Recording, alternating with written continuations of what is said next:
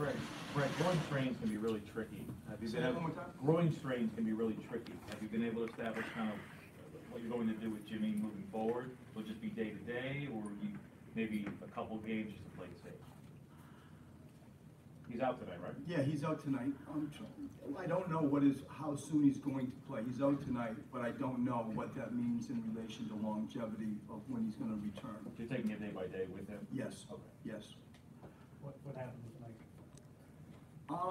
Upper respiratory problems. We learned about it this morning, and it's a hit. You know, normally when you're in town and you have Jonah Bolden as an example, you can, you know, come in with another body, but they are on the West Coast, I'm told, in Texas, and we weren't able to get him back. So how will it affect your starting lineup and your rotation going forward? It obviously will affect it. We're down. We will start Furkan tonight and in replacement of Jimmy Butler, and you'll see Ben Simmons play some 4 and some 5. Those types of things. What are you looking at short-term and long-term with the court boss? What do you envision his destiny as an NBA player? All-star, a starter? Or? No, I don't know is what you should hear. I don't know. I think that the bounce that he has, the fact that he can make a shot, the fact that he does have size, you know, those are all positives and to be expected. You know, he goes up and down in relation to making shots and playing defense, but what we've seen so far, you'd have to walk away quite encouraged. What his upside is, where will he end up, I don't know.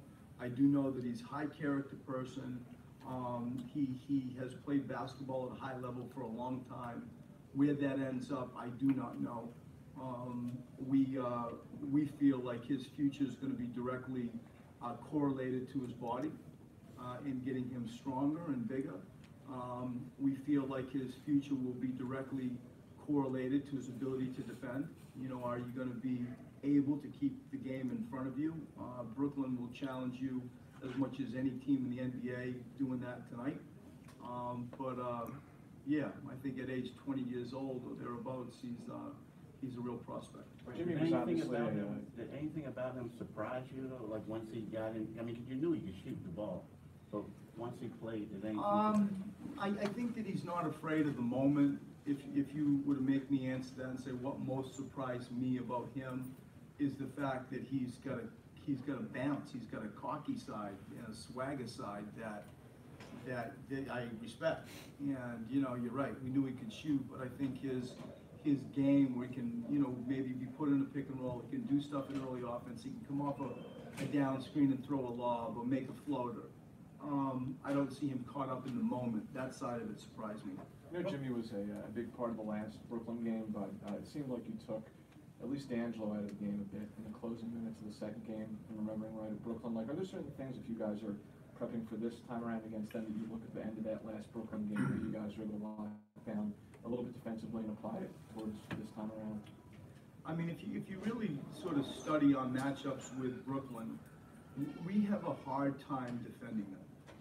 You know, any team that has multiple live ball guys that can be put in a pick and roll, that can be put in an isolation, that's a hard team for this team, us, to guard. And, you know, they shoot the 5th most threes in the NBA. They run the 2nd most pick and rolls in the NBA. And so we're in that environment of, can you guard your own man? Do you have the ability to guard your own man and have a teammate realize he's guarding his own man, so I don't have to overhelp, and you get into a kick-out 3.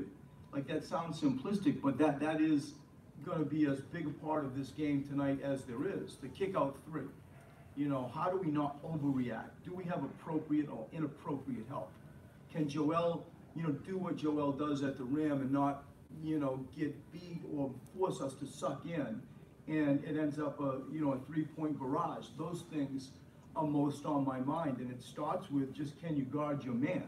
And then it gets down into the, you know, the nuances of appropriate and inappropriate help. Coach, you said we'll see more of Ben in the 4 positions tonight because of the rotations. Do you think that Ben and Embiid can both thrive in the post, or on a night like tonight when we see even more of Embiid being stretched 5, more so? You won't see Ben as a 4 with Joel very much, if at all. And, you know, our desire is to split those two up so we always have firepower on the court. And I think that if it came to, they're both on the floor, yes, I do. I think we can space out of that just fine. Spencer? How do Ben's defensive responsibilities change tonight? Is he just going to take Jimmy's role wholesale? Is that sort of the mix and match that Yes. is on the court? More that, like, I don't see him being the complete stopgap for Jimmy. It'll be mix and match. It'll be by committee and team. I'm thrilled with what I'm seeing in Ben Simmons lately defensively. You know, when you study it, we all kind of get the on-the-ball stuff because there it is. But when you are a coach and you start like going to the other parts of the floor and you start seeing him off the ball and sitting in a stance and getting ready to react and maybe put out a fire if Joel comes up too far, say on a pick and roll, I see growth there. And I see a prideful defensive player accepting the challenges and instruction that we have been giving him on how we can most impact the game. But tonight it'll be done more, you know, by committee than him exclusively inheriting all of Jimmy's previous responsibilities. Was there much thought to Landry starting, as you kind of want to keep substitutions patterns the same in place of Jimmy tonight, or was do you With feel, Furkan starting? right? Did you give much Oh, thought yeah. to Landry? Oh, yeah. Over Furkan? So We did, and you know, what you want to do is, I like to almost reverse engineer it and sort of say, if it were to play out like this, how do you want to end the game? And so I suspect you're going to see Landry on the floor ending a game. The easiest way to sort of explain it in relation to how we justified it was, I see Landry like I saw Marco Bellinelli. And so like you got a Landry JJ thing, and you know, to try to keep it in that sort of symmetry and let me substitute the game for the large majority of it like that, and then I can deal with it more at the end and find a way to probably end the game with him. Spencer Dinwiddie is one of the leaders in drives in recent games. Has he become a guy that you might want to have to take the ball out of his hands down the stretch of games? Well, we did do that in Brooklyn. You know, we were getting torched by the pick and roll. We changed our matchups on primary guy defending the screener, and we also started to double team. And he's really good. There is no doubt about that. I do not believe that we have the ability to live in a blitz. I think that we spent 6 minutes, we totaled it up how much we were double teaming the pick and roll. It's sort of don't mistake activity for achievement type of notion for me, where you can get punished on the backside with the 5th most three-point attempts in the NBA by Brooklyn.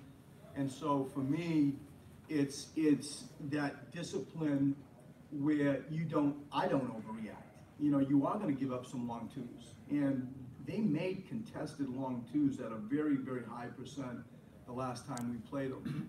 And at times we will have to double team them. Right, if I can just get back to Furkan for 1 minute. Wasn't that long ago, he was in there and he said, I don't think I've gotten a fair opportunity here, is what he told us. Since then, you had a lot of personnel changes and things like that. Was there something that you saw in him within the last 4 or 5 weeks that impressed you enough to say, you know what, this guy maybe does deserve more of a chance? I mean, I'd like to say yes. I think a large portion of it was just the victim of circumstance with injury. And so you look down the bench and there he is. And so by default at the start, there he is. And I think as that situation has unfolded and he has received opportunity, he has not disappointed at all. But I'd be lying to say we want to force feed Furkan into the lineup in rotation. That's not true. We did that with Landry, but it wasn't true to Furkan. And to Furkan's credit, he didn't go away. He didn't pout. He kept working. You know, when we had injury, he was able to come into a game and still have a fitness base that let him play NBA basketball. And that's what I respect most about Furkan, is like, he didn't roll over. He didn't sulk. He didn't cry. He put in the work. And now he's getting rewarded with minutes, and he's responded. Thanks, everybody.